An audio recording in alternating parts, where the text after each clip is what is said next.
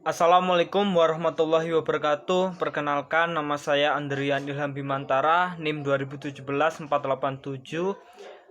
dari Fakultas Ekonomi dan Bisnis jurusan Manajemen Universitas Muhammadiyah Malang. Di sini saya akan menjelaskan tentang manusia dan kehidupan, di mana dengan tema yang lebih berfokus kepada asal-usul kejadian manusia atau bagaimana terjadinya penciptaan manusia dari perspektif atau sudut pandang agama Islam itu sendiri.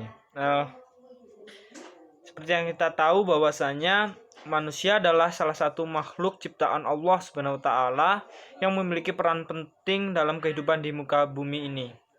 Manusia juga dipandang sebagai makhluk yang paling tinggi derajatnya dibandingkan makhluk Allah Subhanahu wa taala yang lain. Bahkan Allah menyuruh para malaikat untuk bersujud kepada Nabi Adam alaihi salam.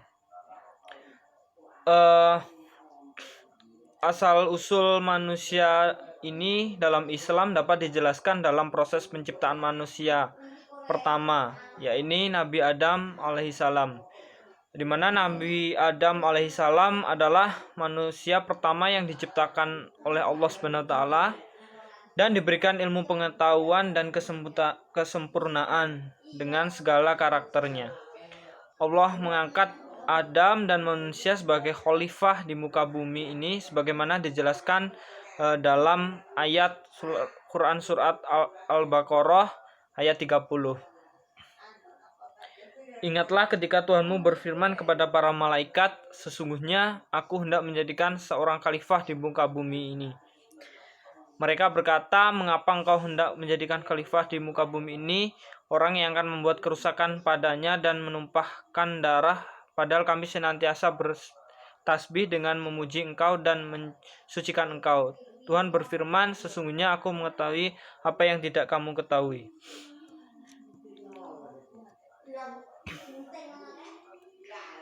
Proses penciptaan manusia itu sendiri dalam Al-Quran dijelaskan dalam Al-Quran, kemudian terbukti dalam ilmu pengetahuan yang ditentukan setelah turunnya Al-Quran. Di sini ada 5 tahap dalam ciptaan manusia yang tertuang dalam surat Al-Nufatah, Al-Alaq, Al-Mudghah, Al-Idam, dan Al-Laham, di mana disebutkan dalam ayat Quran surat Al-Mu'min ayat 12 sampai dengan 14. Dan sesungguhnya kami telah menciptakan manusia dari suatu saripati berasal dari tanah. Kemudian kami jadikan saripati itu air mani yang disimpan dalam tempat yang kokoh atau rahim. Kemudian air mani itu kami jadikan segumpal darah, dan segumpal darah itu kami jadikan tulang belulang, lalu tulang belulang itu kami jadikan segumpal daging, kemudian kami jadikan dia makhluk yang berbentuk lain. Maka maha sucilah Allah, pencipta yang paling baik. Adapun tujuan utama Allah Subhanahu wa taala menciptakan manusia ini sendiri adalah tentunya agar manusia dapat menjadi khalifah atau pemimpin di muka bumi ini. Tugas utama dari seorang manusia itu sendiri adalah beribadah dan menyembah Allah Subhanahu wa taala, menjalani perintahnya serta menjauhi larangannya. Sebagaimana disebutkan dalam firman Allah Subhanahu wa taala, di mana tidaklah aku ciptakan jin dan manusia melainkan supaya mereka menyembahku. Quran surat Az-Zariyat ayat 56.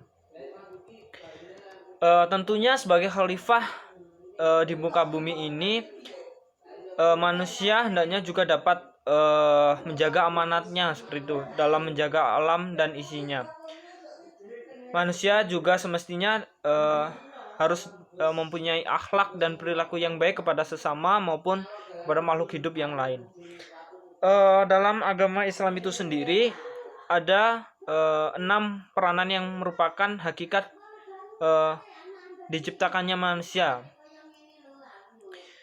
di mana yang pertama adalah manusia sebagai hamba Allah, kemudian selanjutnya manusia sebagai al-anas,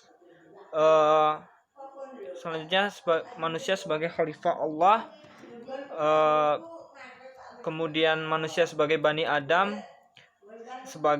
manusia sebagai al-insan, dan yang terakhir adalah manusia sebagai makhluk biologis atau al-bashar. Manusia sebagai hamba Allah itu sendiri adalah hakikat manusia yang utama adalah sebagai hamba Allah Subhanahu wa taala. Sebagai seorang hamba, maka manusia wajib mengabdi kepada Allah Subhanahu wa taala dengan cara menjalani segala perintahnya dan menjauhi segala larangannya. Bukan hanya itu saja, sebagai seorang hamba, seorang manusia juga wajib menjalankan ibadah seperti sholat, puasa, kemudian zakat, kemudian haji, dan melakukan ibadah lainnya dengan penuh keikhlasan dan segenap hati sebagaimana yang disebutkan dalam Quran surat Al-Bayyinah ayat 5, yang artinya padahal mereka tidak disuruh kecuali supaya menyembah Allah dengan memurnikan ketaatan kepadanya dalam menjalankan agama yang lurus.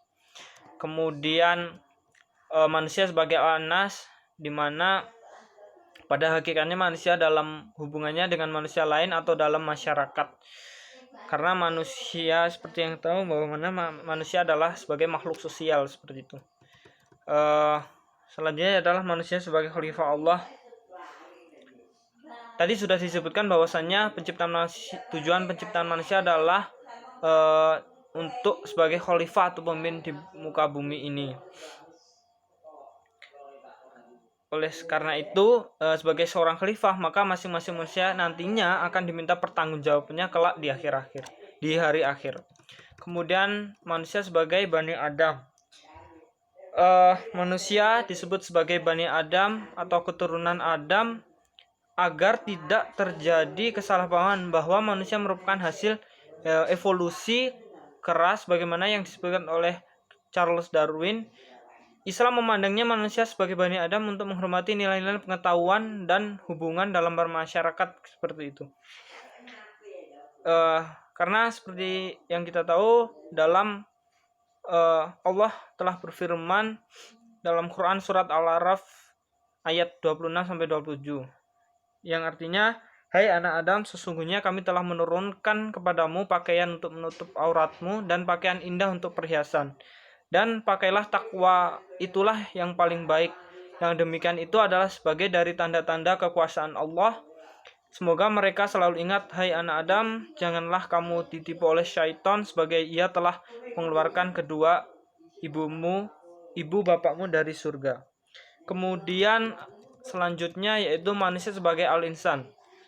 Al-insan ini sendiri merujuk kepada kemampuannya dalam menguasai ilmu, pengetahuan, serta kemampuannya untuk berbicara dan melakukan aktivitas lainnya, sebagaimana disebutkan dalam surat Al-Hud, yang artinya, dan jika kami rasakan kepada manusia suatu rahmat, kemudian rahmat itu kami cabut daripadanya, pastilah ia menjadi putus asa dan tidak berterima kasih.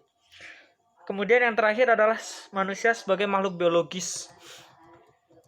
Manusia juga disebut sebagai makhluk biologis atau al-bashar karena manusia memiliki raga atau fisik yang dapat melakukan aktivitas fisik, tumbuh dan memerlukan makanan, berkembang biak dan lain sebagainya, sebagaimana ciri-ciri makhluk hidup pada umumnya.